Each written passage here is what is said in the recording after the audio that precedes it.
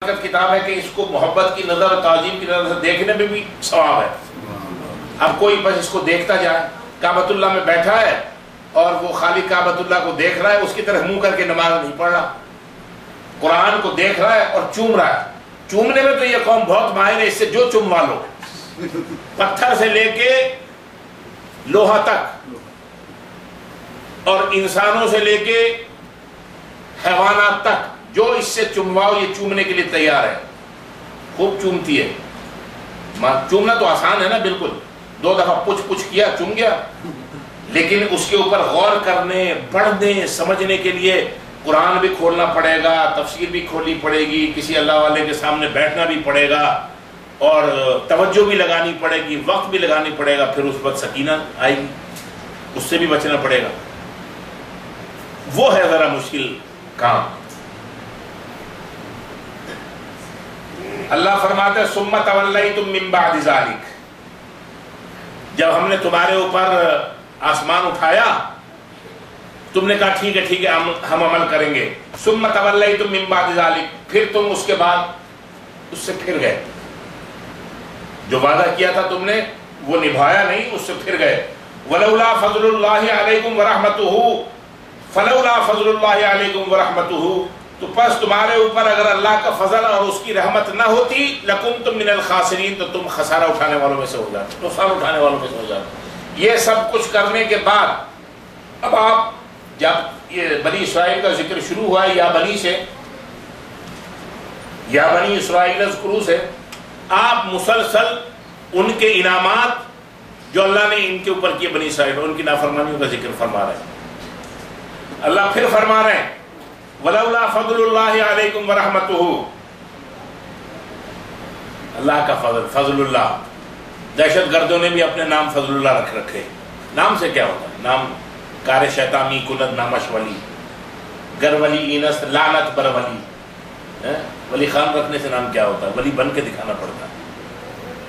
فلولا فضل اللہ علیکم ورحمتہ، پس اگر تم پر اللہ کا فضل اور اس کی رحمت شامل حال نہ ہوتی لکنتم من الخاسرین، تو تم ہو گئے تھے نقصان اٹھانے والوں میں سے. اللہ فرماتے ہیں اتنی نافرمانیوں کے باوجود ہم نے اپنا فضل، اپنی رحمت تمہارے اوپر اے بنی اسرائیل جاری و ساری رکھا. وَلَقَدْ عَلِمْتُمُ الَّذِينَ اعْتَدَوْا مِنْكُمْ فِي السَّبْتِ فَقُلْنَا لَهُمْ كُونُوا قِرَدَةً خَاسِئِينَ. وَلَقَدْ، اور البتہ تحقیق، عَلِمْتُمْ، تم نے جان لیا، الَّذِينَ اعْتَدَوْا مِنْكُمْ فِي السَّبْتِ، وہ لوگ تم میں سے جو حد سے نکل گئے ہفتے کے دن کے بارے میں. فَقُلْنَا لَهُمْ، سو ہم نے ان سے کہا کونو، ہو جاؤ، قِرَدَةً بندر، خاشعین، ذلیل خوار ہو کے. فَجَعَلْنَاهَا، پس ہم نے بنا دیا ان کو نَكَالًا، عبرت، لما بین یدیہا، اس زمانے کے لوگوں کے لیے، وما خلفہا، اور بعد میں آنے والوں کے لیے، وموعظۃ، اور نصیحت، للمتقین، ڈرنے والوں کے لیے. یہ تو یہاں پر مختصر ذکر آ گیا سورہ اعراف میں غالباً، یقیناً. اللہ تبارک و تعالی نے تفصیل کے ساتھ، جہاں اللہ نے فرمایا نا اذ تأتیہم واسألہم عن القریۃ التی کانت حاضرۃ البحر اذ یعدون فی السبت اذ تأتیہم حیتانہم یوم سبتہم شرعا ویوم لا یسبتون لا تأتیہم. بنی اسرائیل دریا کے کنارے آباد تھی اور مچھلی شکار کرتے تھے اور بڑے ذوق و شوق سے اس کو کھاتے تھے.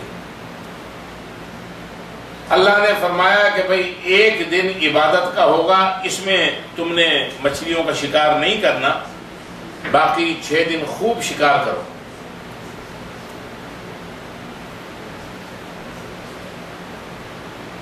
ان کے علماء نے بھی ان کو سمجھایا. پہلے تو بات مانی، پھر اس کے بعد جب وہ وضو کرنے کے لیے دریا کے کنارے بیٹھتے اور مچھلیاں بالکل نظر کے سامنے اچھل کود کر رہی ہوتی. اب دریا کا کنارہ ہو، مچھلیاں بڑی بڑی خوبصورت اچھل کود کر رہی ہوں، علی حسین کو روک سکتا ہے کوئی پکڑنے کے لیے؟ نہیں روک سکتا. مطلب پکڑ لیا اور بھائی اللہ کی نعمت ہے، کھانی ہے۔ پھر تو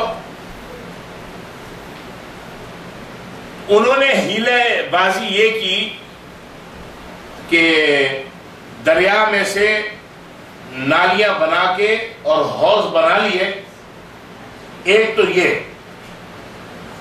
اور ان مچھلیوں کو اس کے اندر جب مچھلی اس طرف آ گئی تو وہ نالی جو ہے وہ بند کر دی۔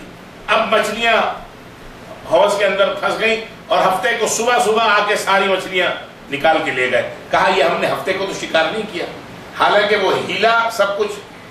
ایک دوسرا طریقہ وہ اختیار کرتے تھے، جب وضو کے لیے دریا کنارے بیٹھتے تھے، اب مچھلیاں اچھل کود کر رہی ہیں، سامنے آ رہی ہیں، تو منہ دھوئے گا، ہاتھ دھوئے گا، پاؤں دھوئے گا، ہاتھ تو پہلے ڈالے گا۔ اب اس نے ہاتھ جب دھونے کے لیے یا منہ دھونے کے لیے ہاتھ اندر ڈالا پانی لینے کے لیے، مچھلی اچھال کے باہر پھینکی، اس ہاتھ سے اس طرف پھینکی۔ کہا یہ تو ہاتھ میں آ گئی، میں نے تو پانی اڑایا اور وہ اس طرف چلی گئی۔ اور دوسرا جو ہے اس نے اس کے لیے اسی طرح یہ ہیلا انہوں نے کیا کہ مچھلی سامنے آئی۔ اللہ تبارک و تعالی نے ایک ٹیسٹ کے طور پہ، امتحان کے طور پہ اس دن بطور خاص مچھلیاں جو ہے وہ سامنے اللہ تبارک و تعالی لے کے آتے اور سامنے آتی کہ بھائی یہ میرے حکم کو مانتے ہیں یا میرے حکم کی خلاف ورزی کرتے ہیں۔ 4 طبقے پیدا ہو گئے ان میں۔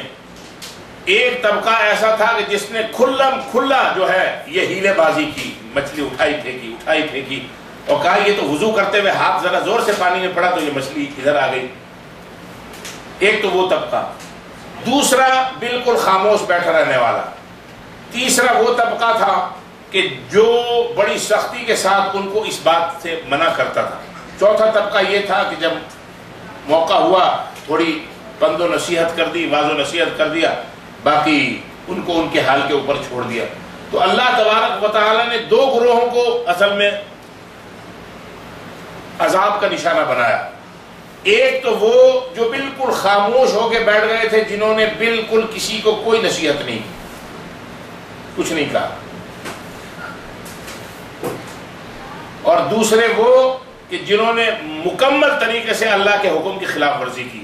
اللہ تبارک و تعالیٰ نے ان کو بندر بنا دیا۔ 3 دن اپنے گھروں کے اندر بند رہے۔ جب پتہ چلا ان کے دوست احباب رشتہ داروں کو کہ یہ گھر سے باہر نہیں نکلتے، دروازہ کھٹکھٹایا، دروازہ نہیں کھولا، سیڑھیاں چڑھ کے جب اوپر دیکھا تو اپنے گھروں میں بیٹھے ہوئے تھے، رو رہے تھے اور اللہ کے سامنے عاجزی کر رہے تھے اور بندر بنے ہوئے تھے۔ 3 دن کے بعد پھر ان کو اللہ تبارک و تعالیٰ نے ان کے اوپر موت طاری کرنا شروع کی، آہستہ آہستہ آہستہ آہستہ وہ سب ختم ہو گئے۔ اب یہ جو موجودہ بندر جو ہے، کیا یہ ان کی نسل میں سے؟ بہت سے یہ کہتے ہیں کہ یہ موجودہ یہ جو بندر جو ہیں، ان کی مختلف اقسام یہ جو بھی ہیں یہ انہی کی نسل میں سے ہیں۔ حالانکہ ایسی بات نہیں ہے۔ معذبین جو ہوتے ہیں، جن کو اللہ تبارک و تعالی عذاب دیتے ہیں، ان کی پھر نسل اللہ آگے نہیں چلاتے کسی بھی طریقے سے، کسی بھی انداز سے۔ یہ بندر جو ہے یہ مستقل ایک جانوروں کی نسل ہے، اس کا ان بندروں سے کوئی تعلق نہیں ہے۔ وہ تو ایک ایک کر کے آہستہ آہستہ سب مر گئے، کیونکہ وہ اللہ کے عذاب کا شکار ہوئے۔